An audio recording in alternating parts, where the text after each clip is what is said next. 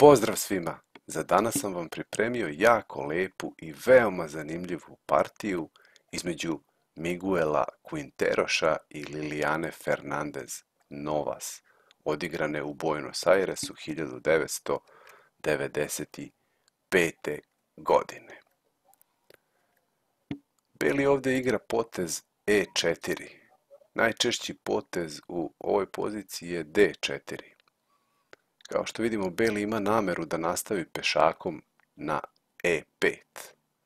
Zato crni odigrava D6. Inače u partiji gledamo kraljevu indijsku odbranu Averbach varijantu. Sada sledi D4. Lovac G7, lovac E2. Crni pravi rokadu, G4. Beli se opredelio da odmah krene u napad na kraljevom krilu. C5, D5, skakač A6, mnogo jači potez u ovoj poziciji je bio E6 i pokušaj da se poremeti ova pešačka struktura belog u centru. H4 sa namerom da igra H5, skakač C7 i sada je E6 bio mnogo bolji izbor. A4 pomalo nejasan potez belog s obzirom da je trebao nastaviti prodor pešacima po kraljevoj strani. Lovac D7. Crni razvija lovca i sada sledi H5.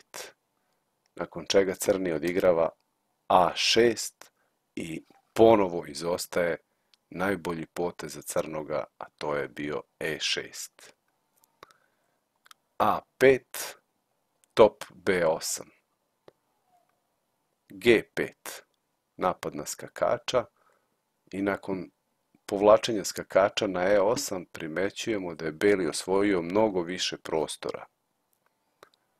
Dama D3, B5, crni pokušava da se izbori za prostor koji mu toliko nedostaje.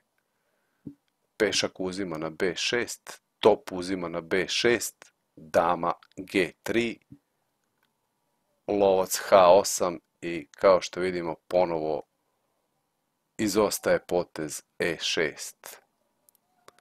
Dama dolazi na H4. Crni odigrava H6 i Beli je sada spreman da krene u napad na kralja. Pešak uzima na G6, sledi pešak sa F uzima na G6, dama uzima na H6. Kralj F7, dama H7 šah, lovac G7. Veoma bitan moment partije. Kako nastaviti napad i otvoriti crnog kralja? Beli igra neočekivan potez. Dama uzima na G6.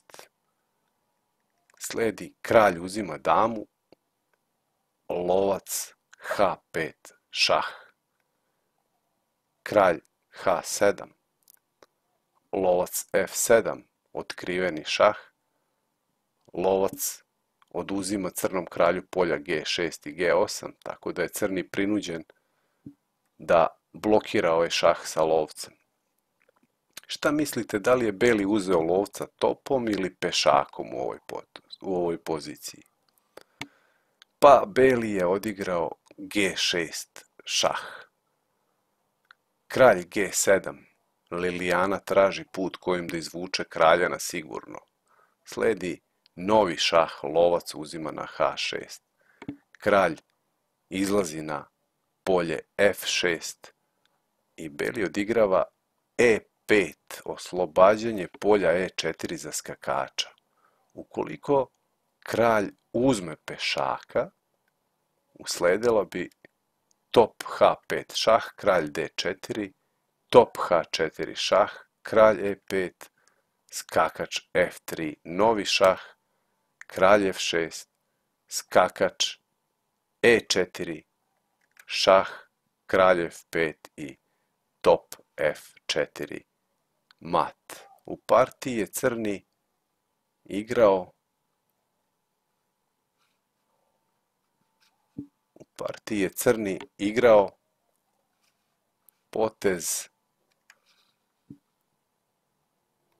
pešak uzima na E5.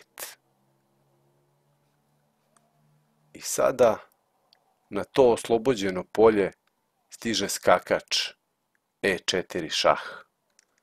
Kralj F5, F3 brani skakača na E4. Top uzima na F7, crni pokušava da se oslobodi pritiska žrtvujući topa. Pešak uzima topa, sledi nova žrtva topa, top uzima na H6.